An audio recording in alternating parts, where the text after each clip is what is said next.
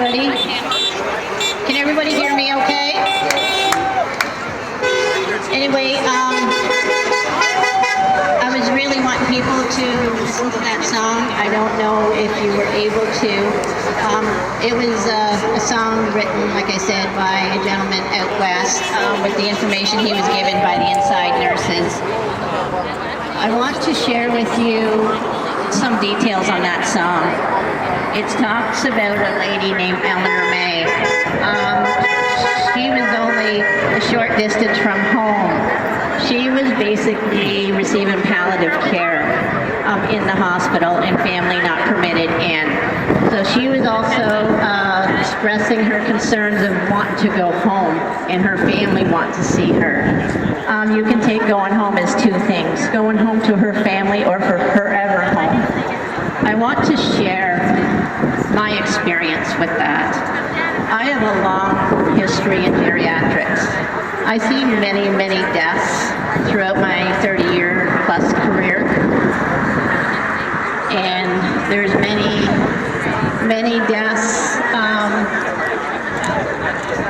We always had family in, is what I'm trying to say. We never denied family. But when the pandemic hit, and I'm using that word, the government has never shown us the evidence of any pandemic on a virus that is 99.95 to 99.97% survival rate without treatment. So that's why you have nurses like me across the country, and there's over 1,000 of us speaking out today, but you're not going to hear that on the media. People are asking as well, why aren't the doctors speaking out? You know what? They're being silenced. In our group alone, we have about 40 doctors, but everybody is being silenced or discriminated or their record being put on the line. People can be really mean and mudsling. That's not what this is about, and I've told people, the government has created enough divide. We need to stand together and let's get our country back.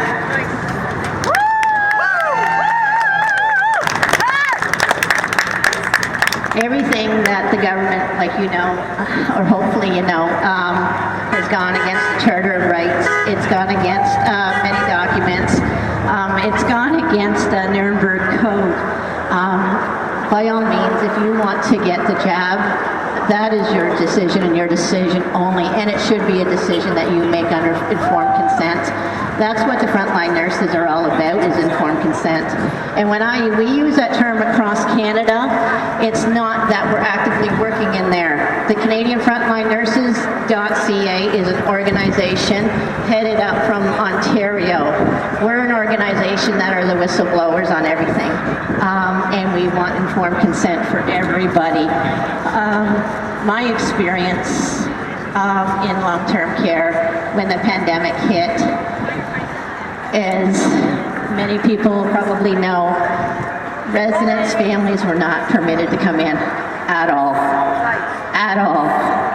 I had residents, and I don't mean to get emotional, because it impacted me greatly, and that's why I will never participate in what's happening. When I have residents pleading for death because they're missing their family, that speaks volumes. When I have family members on the other side of the window begging why I can't come in and saying over and over and over, why can't I come in? And I said, it doesn't make any sense why you can't come in. I said, but I can sit here with your loved one. I said, hug them, console them while you're on the other side of the window. I said, but I can go home to my family. I said, that makes no sense at all. But what really impacted me was the fact of palliative care.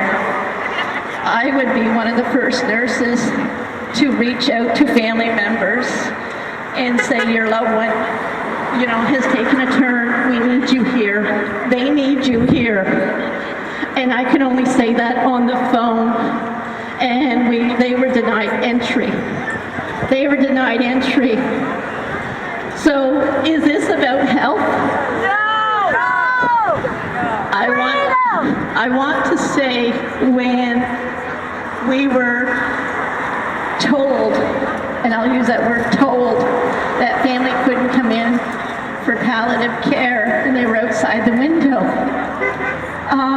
And that's just inhumane, but they were only allowed to come in when we actively started injecting them for palliative care treatment to comfort them in that way, to ease their pain, discomfort, or basically induce sleepiness. Now these people, do you really think they can really respond to their loved ones? No. It's not about health. It never was. It's about control. We need to expose it.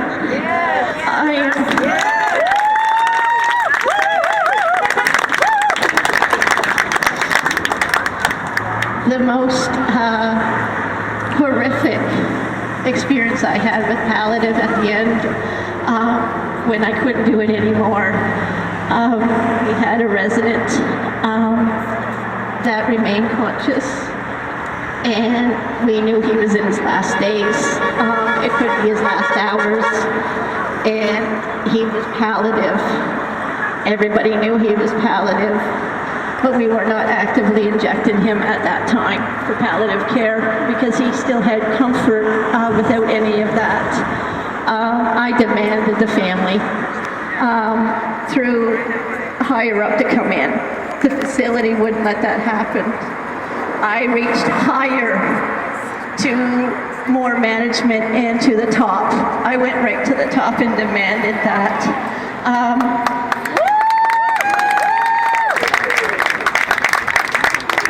And they said, no, not until you're actively injecting them.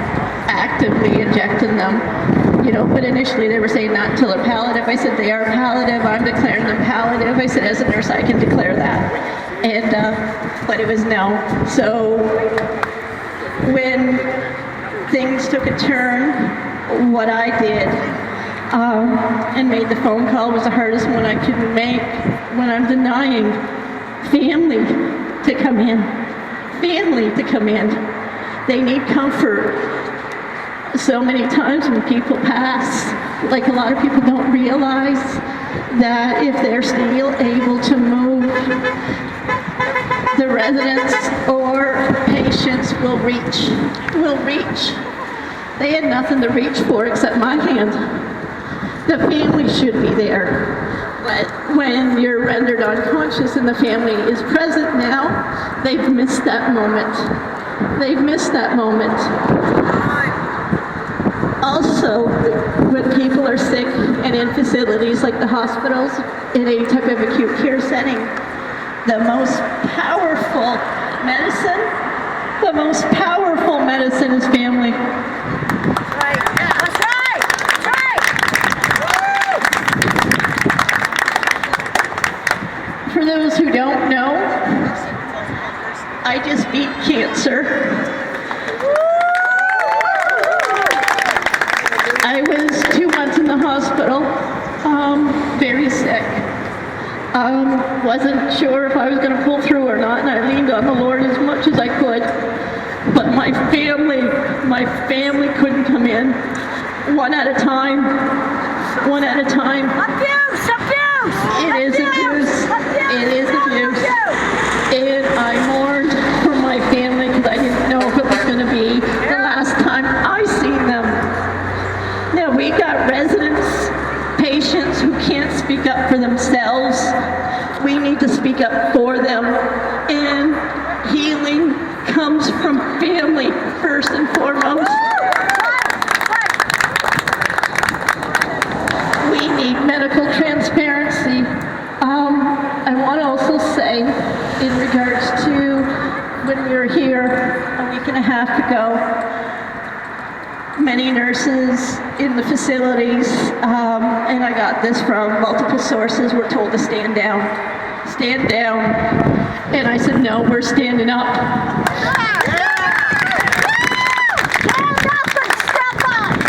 So this hospital and many hospitals across the country had the same situation.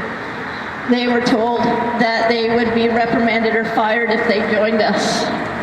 Reprimanded or fired for not wanting a mandated or an experimental vaccine. It's your choice. It's under law, it's your choice. And people don't know their rights, and we have Right. information here Right. for people's rights. What some of those nurses did, what you're not going to hear, is they got in their cars at break time and they drove around the block here beeping their horns.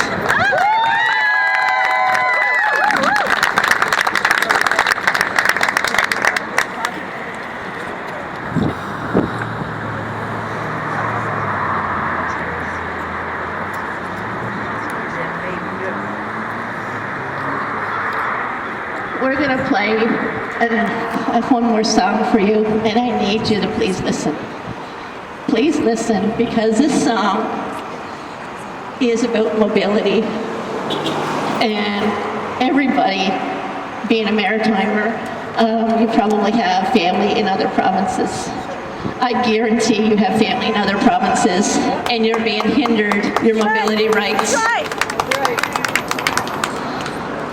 So this song will impact you as well.